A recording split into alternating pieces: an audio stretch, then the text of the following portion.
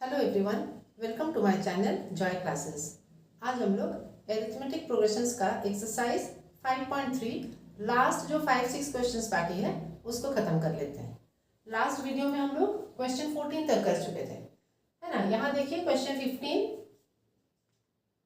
लिख के रखे हैं ताकि एक्सप्लेन करने में सुविधा होता है ना। A contract on construction job specifies a penalty for delay of completion beyond a certain date, है ना। मतलब काम खत्म करने का एक सर्टेन डेट होगा, अब उसके बाद अगर जो भी डिले होगा उस हिसाब से ये पेनल्टी लगेगा, है ना। फर्स्ट डे का कितना है ₹200, है ना, for the first day, ₹250 for the second day.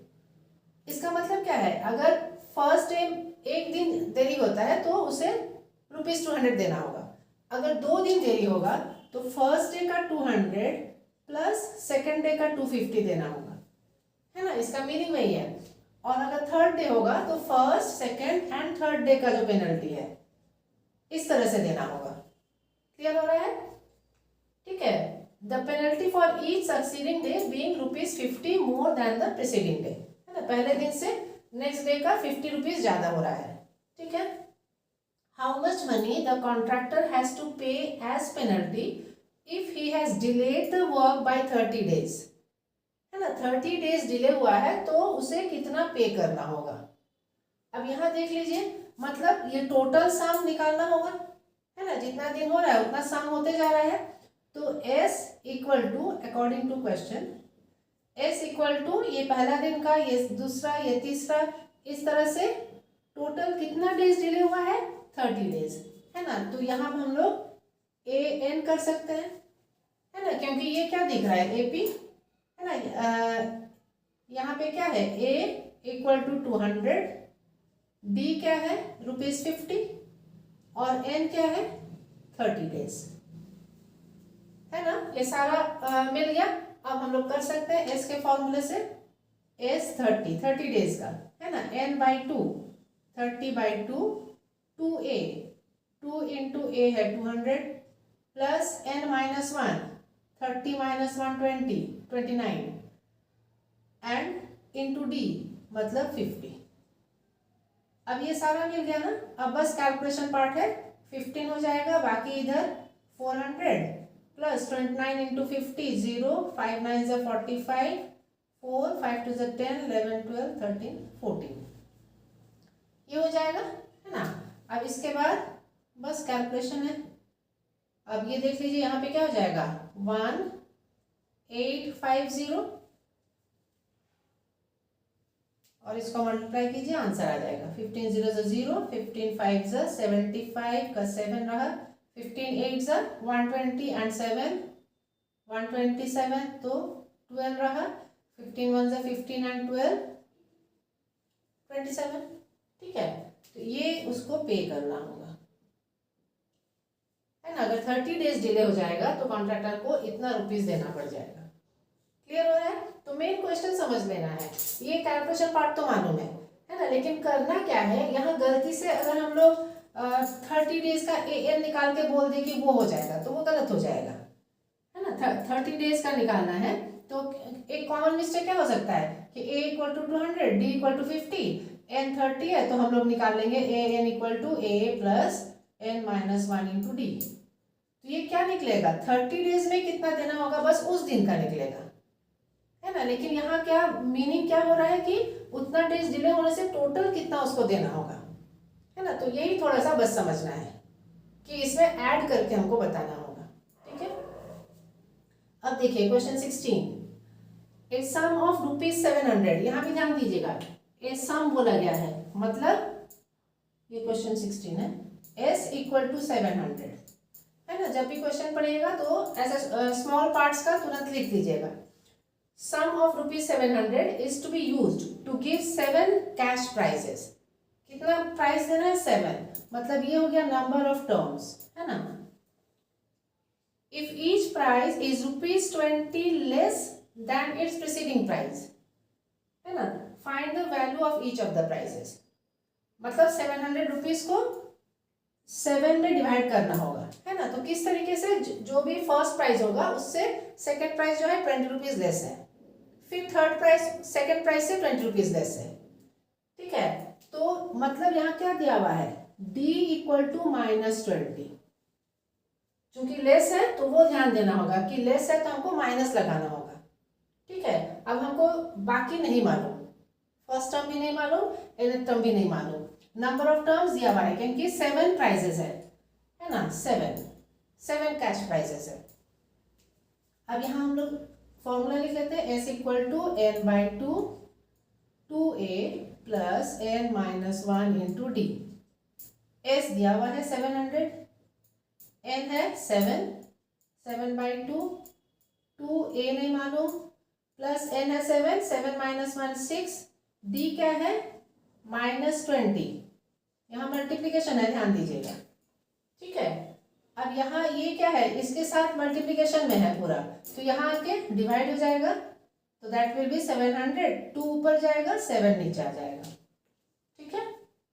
अब इधर हो जाएगा 2a, यहाँ माइनस है, माइनस प्लस माइनस 26 120, यहाँ देख लीजिए 7 से जाएगा 100, 100 2 200, अब ये -120 इधर आएगा तो +120, that is equal to 2a, clear है। अब क्या हो जाएगा, 200 प्लस 120 320, ये 2 इंटू ए है तो divide by 2, that will be a, यहाँ से a निकल जाएगा, a क्या हो जाएगा, दिस इम्प्लाइज a जो है 216, ये फर्स्ट प्राइस हो गया है ना। अब बाकी आप निकाल लीजिएगा, a हो गया 160, फर्स्ट प्राइस 160, सेकंड प्राइस हो जाएगा उससे 20 कम 140, तो आंसर में वो 7 आंसर आ जाएगा है ना, 160 140 120 180 है ना, इस तरह से आ जाएगा। तो ये हो गया find the value of each of the prices, ये निकालना था, ठीक है। अब हम लोग देख लेते हैं क्वेश्चन 17 में देखिए, पूरा क्वेश्चन नहीं लिखे हैं, उसमें क्या बताया गया है कि एक स्कूल में डिसाइड किया गया कि हर एक क्लास जो है ट्री प्लांट करेगा, है ना। अब उसमें क्या कंडीशन है कि जो भी number of trees by each section है ना, वो क्या होगा, will be the same as the class. तो यहाँ पे समझाया हुआ है कि a section of class 1 will plant 1 tree, है ना, उसी तरह क्लास 2 विल प्लांट 2 ट्रीज, है ना, क्लास 3 3 ट्रीज, इस तरह से टोटल क्लास कितना है, class 12। There are 3 section of each class, तो how many trees will be planted by the students. Question clear है, हर एक क्लास से किया जाएगा, हर एक सेक्शन से, है ना, और वो क्लास के हिसाब से ट्री होगा। इसका मतलब क्या होगा, टोटल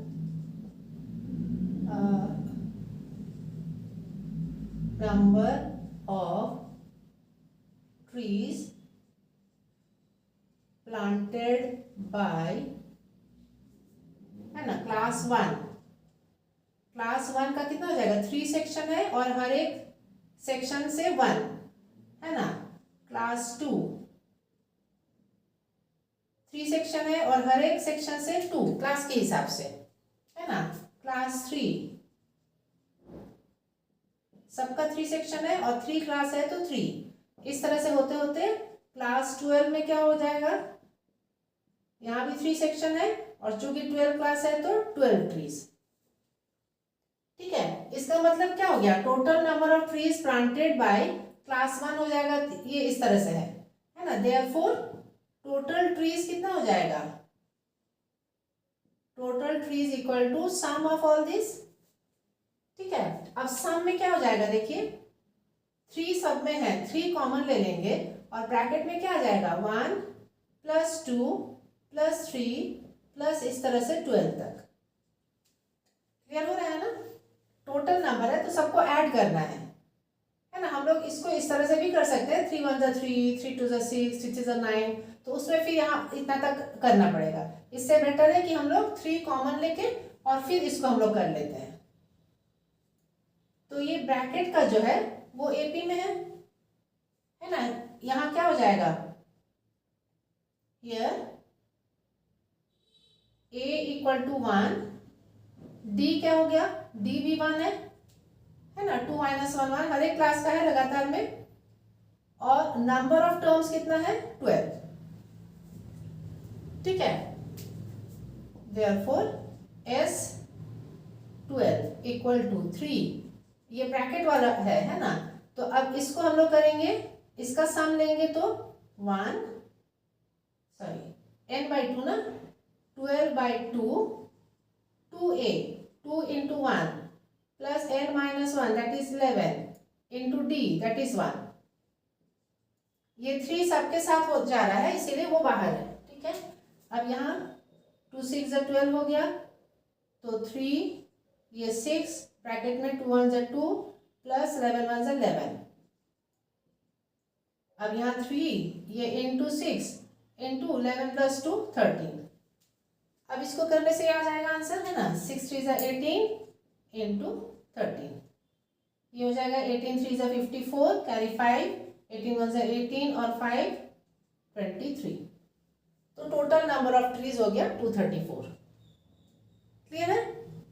तो इसमें इसको बस समझ लेना है ना। इसको शो कर दीजिएगा 3, तो ये वाला हो जाएगा 3 इंटू टोटल ट्रीज। यहाँ हम लोग इस तरह से लिख सकते हैं इक्वल टू 3 इंटू S12, ठीक है, ये बेटर होगा। तो यहाँ पे हम लोग total number of trees equal to 3 into S12 हो गया, ये हो गया टोटल ट्रीज। क्योंकि इसी का हम लोग सम कर रहे हैं ना, तो इसी के लिए हम लोग a equal to 1 d equal to 1 इस तरह से लिखे थे। तो 3 बाहर है और अंदर में पूरा सम हो रहा है ना, AP का सम हो रहा है। तो ये हो गया क्वेश्चन नंबर 17। अब 18 को थोड़ा समझ लेते हैं, है ना। इसमें फिगर दिया हुआ है तो हम लोग समझते हुए डायग्राम को बनाते हैं। एक बार ये क्लियर हो जाएगा फिर बन जाएगा।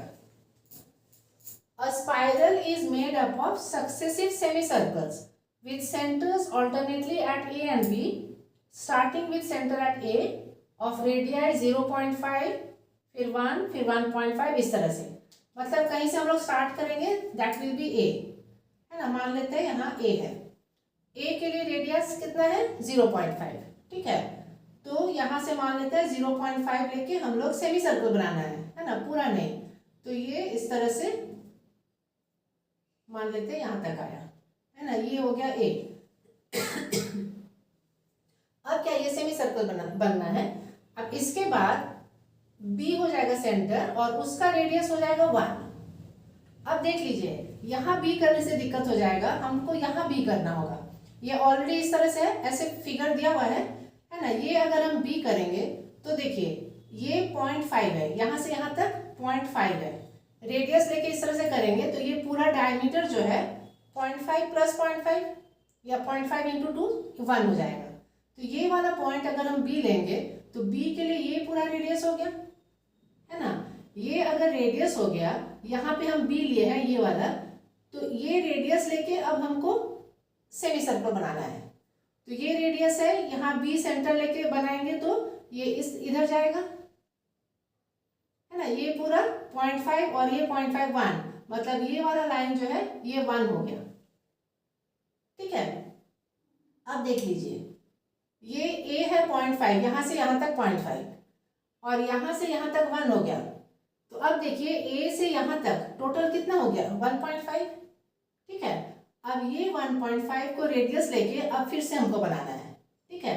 तो ये अगर यहाँ से यहाँ तक 1.5 है, इधर भी देखिए ये 0.5, यहाँ भी हमको इस यहाँ से ये क्या है इतना रेडियस है। अब यहाँ पूरा हमको ऐसे करना है 1.5 का।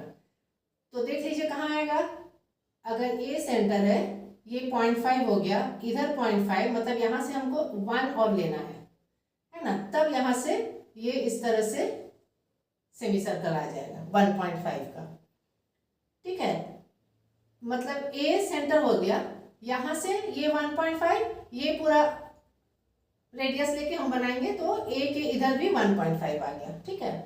अब उसी को हम यहाँ B से ऐड करेंगे तो देखिए अब ये 2 हो जाएगा, है ना। इधर 0.5 0.5 1 और इधर से पूरा 1, अब 2 हो गया। तो उस तरह से फिर ये इस तरह से फिर से 0.5 आगे जाएगा और ये 2 हो जाएगा। तो इस तरह से ये स्पाइरल बनते जाएगा, है ना। अब देखिए हमको निकालना क्या है, total length of the spiral. और कितना है 13 कंसेक्यूटिव सेमी सर्कल्स। ठीक है, तो पहला जो सेमी सर्कल है, अब सेमी सर्कल का फॉर्मूला क्या होता है, सेमी सर्कल इक्वल टू पूरा जो सर्कल है सरकमफ्रेंस वो होता है 2 पाई आर। 2 पाई आर सेमी मतलब उसका आधा। ठीक है, तो वो हो जाएगा पाई इंटू आर। क्लियर है। अब देखिए, अब हर एक सेमी सर्कल में क्या हो रहा है, रेडियस जो है वो 0.5 के हिसाब से बढ़ रहा है ना। ए के लिए 0.5 था, 0.5 हो गया, फिर बी के लिए 1 हो गया, है ना, फिर 1 यहाँ तक गया, तो फिर ए के लिए 1.5 हो गया, है ना, 1.5 से यहाँ आए तो बी के लिए टोटल जो हो गया 2 हो गया, है ना। तो हम लोग रेडियस अगर लेंगे कि रेडियस r1 हो गया 0.5, r2 हो गया 1.0, r3 हो गया 1.5, इस तरह से टोटल कितना है 13, है ना, मतलब r13 तक। क्लियर है। अब what is the total length, मतलब हमको ऐड करना होगा, तो ये सारा हमको दिखाना होगा कि ये एपी में है। therefore total length of the semicircles of such spiral, है ना, total length of spiral, total length of spiral equal to क्या हो जाएगा, देखिए pi r1 plus pi r2 plus pi r3 plus इस तरह से पाई r13। क्लियर है। अब देखिए इसमें फिर से कॉमन आ गया ना, इक्वल टू पाई, है ना, तो यहाँ ब्रैकेट में r1 plus r2 plus r3 plus इस तरह से r13 तक। तो यहाँ फिर से ये ब्रैकेट में सम ऑफ 13 आ जाएगा ना। अच्छा, r1 r2 पहले लिख लेते हैं।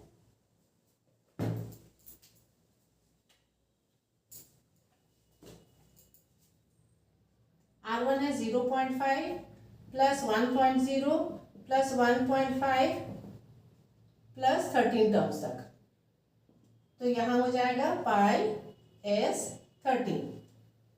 हियर a इक्वल टू क्या है 0.5, d क्या है, d भी देखिए 0.5 है ना, 1 में से 0.5 माइनस करेंगे तो ये भी हो जाएगा 0.5, ऐड हो रहा है। ठीक है, नंबर ऑफ टर्म्स कितना है n इक्वल टू 13। अब इसको हम लोग कर लेंगे, therefore total length equal to pi हो जाएगा 22/7, ब्रैकेट में हम लोग कर लेंगे s का जो फॉर्मूला है पाई n/2 2a plus n-1 into D. ये हो गया। अब बस पुट कर दीजिए, ये हो जाएगा 13/2, 2a क्या हो जाएगा 2 इंटू ए, 2 इंटू 0.5, 2 इंटू 0.5 प्लस n-1 हो जाएगा 12 इंटू डी है फिर से 0.5, 0.5। बस ये वाला कैलकुलेशन पार्ट सही से कर लीजिएगा तो आंसर आ जाएगा 2 इंटू 0.5 हो जाएगा 1, 22/7, ये 13/2 और यहाँ देखिए 5 टू 1.0 हो जाएगा, है ना, सॉरी 1.0 प्लस 12 5 60 तो 6.0। ठीक है, अब यहाँ देख लीजिए 1 और प्लस 6 7 हो जाएगा, तो 22/7 ये इंटू हो गया 13/2 इंटू इन दोनों को ऐड करके 7, है ना। अब बन जाएगा ये 7 7 कैंसिल, 2 11s, अब 11 इंटू 13, 13 1 13 कैरी 1, तो ये हो गया 143। अब ये किस में था, सेंटीमीटर में था ना, 0.5 सेंटीमीटर, तो फाइनली सेंटीमीटर लिख देना होगा। क्लियर है ना। तो मेन क्वेश्चन को समझ लेना है, और यहाँ तो फिगर दिया हुआ था, है ना, तो उस हिसाब से वो डायरेक्ट भी बन जाता कि सेमी सर्कल का जो है that is pi are, r1 r2 r3 इस तरह से है, तो टोटल लेंथ ये ले लेंगे, कॉमन निकाल के फिर कर देना है। ठीक है, अब अब नेक्स्ट है क्वेश्चन 19। क्वेश्चन 19 में देखिए 200 logs are stacked in the following manner: 20 logs in the bottom row, 19 in the next row, 18 in the row and so on। मतलब सबसे नीचे जो है, नीचे वाले रो में कितना लॉग्स है? 20 लॉग्स है। फिर उसके बाद वाले रो में 19 है, फिर उसके बाद वाले में 18 है ना। यहाँ 18 है, ये 19 है, इस तरह से ये जाएगा। ठीक है। In how many rows are the 200 logs placed and how many logs are in the top row. अब यहाँ समझ लेना है, ये जो 200 लॉग्स है ये क्या है? टोटल नंबर ऑफ लॉग्स है, मतलब एस दिया हुआ है 200। ठीक है। अब ये सारा जो रोज है ये है नंबर ऑफ टर्म्स, है ना। तो फर्स्ट टर्म में क्या है? 20 लॉग्स, मतलब 20 है। फिर सेकेंड लॉग में है 19, फिर है 18। इस तरह से हमको निकालना है कि कितना रोज है, हाउ मेनी रोज, मतलब n निकालना है। ठीक है। और वहां पे कितना नंबर ऑफ लॉग्स है वो भी निकालना है, मतलब n भी निकालना है, साथ ही an भी निकालना है। और दिया हुआ क्या है देखिए, फर्स्ट रो में क्या है? 20 और उसके बाद 19 है, मतलब d क्या है? 20। हम लोग क्या करते हैं, 20 माइनस 19 करके 1 लिखिएगा तो गलत हो जाएगा। जब भी हम लोग कॉमन डिफरेंस निकालते हैं तो सेकंड में से फर्स्ट को माइनस करते हैं, है ना। सेकंड में से इसको माइनस करेंगे, 19 माइनस 20 तो ये हो जाएगा -1। यहाँ बस ध्यान देना होगा। ठीक है, वहाँ 1 कर देने से पूरा गलत हो जाएगा। अब हम लोग देखते हैं फॉर्मूला पुट करके, s इक्वल टू n/2 2 इंटू a plus n-1 d। s है 200, n हमको नहीं मालूम, निकालना है। a भी नहीं मालूम, a मालूम है, 2 इंटू 20 प्लस n-1। n क्या है? n नहीं मालूम है, n-1। d मालूम है, -1। ठीक है। अब यहाँ हम लोग क्या करेंगे, ये जो पूरे के साथ ये है ना n/2, तो 2 इधर आके मल्टीप्लाई हो जाएगा, 200 इंटू 2। अब ये n रहेगा, यहाँ 22 40 प्लस यहाँ देखिए n-1 के साथ -1 है, तो -1 इंटू प्लस n क्या हो जाएगा? -n। -1 इंटू -1 हो जाएगा +1। क्लियर है? यहीं पे ध्यान दीजिएगा, माइनस वाले जो भी टर्म्स होते हैं, है ना। अब यहाँ देखिए 40 + 1 ये हो गया 41 माइनस n और ये हो जाएगा 400। क्लियर है? अब यहाँ लगता है क्वाड्रेटिक इक्वेशन आएगा ना, ये हो जाएगा 41n माइनस n²। ठीक है, ये है 400।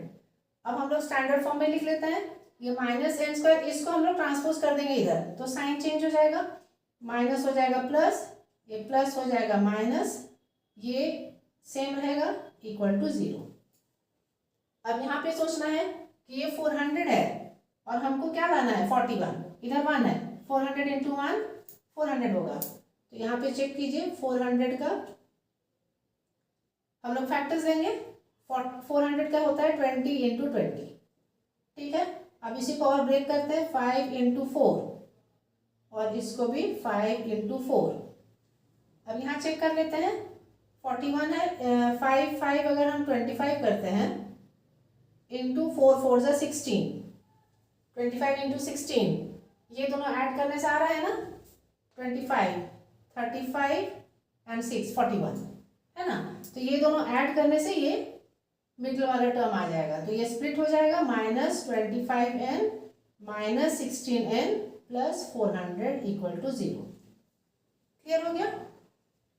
अब यहाँ हो जाएगा n माइनस 25 माइनस, यहाँ 16 कॉमन लेंगे, ये माइनस है ध्यान दीजिएगा, तो ये वाला साइन चेंज हो जाएगा, है ना, ये भी 25 ही आएगा। 16 इंटू 25, यहाँ देख लीजिए 16 इंटू 25 है 400। ठीक है। अब यहाँ से आ जाएगा ना दो आंसर, n माइनस 16, है ना। This implies n equal to 25 और 16। अब कौन सा आंसर होगा ये हम लोग a निकाल के देखेंगे, है ना। n निकल गया। अब n निकालने के बाद हम लोग ए निकालेंगे, सॉरी ए नहीं, ए एन।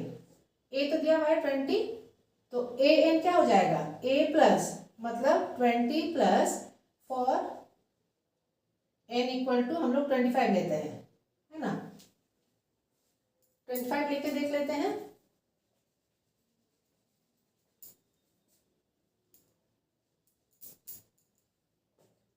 ए एन होता है 20 प्लस एन माइनस 1 मतलब 24 into D minus D.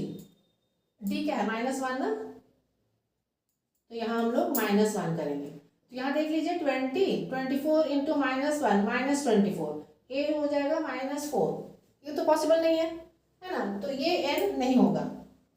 For n equal to 16, A N क्या हो जाएगा, ए हो गया 20 प्लस 16 -1 15 इंटू -1 तो -15, तो ए हो गया 5।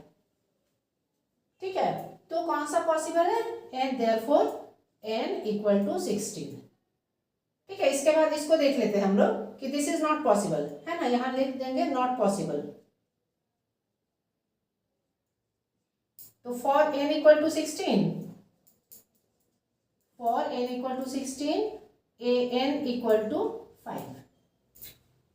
तो हम लोग को निकालना क्या था, number of rows and how many logs are in the top row. तो नंबर ऑफ रोज हो गया 16 और सबसे ऊपर कितना था 5, है ना। तो ऊपर से 5 6 7 8 इस तरह से करते हुए 20 लॉग्स तक जाएंगे, तो टोटल सम हो जाएगा 200। क्लियर है। तो मेन वही है कि क्वेश्चन को समझ के फिर उसके बाद हमको देख लेना होगा, और इस तरह का जो कंडीशन आता है तो सिचुएशन के हिसाब से हम लोग देख लेंगे कि कौन सा पॉसिबल है कौन सा नहीं। ठीक है, अब क्वेश्चन 20 देख लीजिए। इसमें डायग्राम दिया हुआ है ना, पूरा क्वेश्चन नहीं लिखे हैं, डायग्राम से ही क्लियर हो जाएगा। एक कंपटीशन में क्या करना है, ये बकेट है और ये सारा पोटैटोज रखा हुआ है ना। तो शुरू वाला जो पोटैटो है वो बकेट से 5 मीटर की दूरी पर है, उसके बाद बाकी जो है वो 3 मीटर पे है ना, और इस तरह से 10 पोटैटोज है।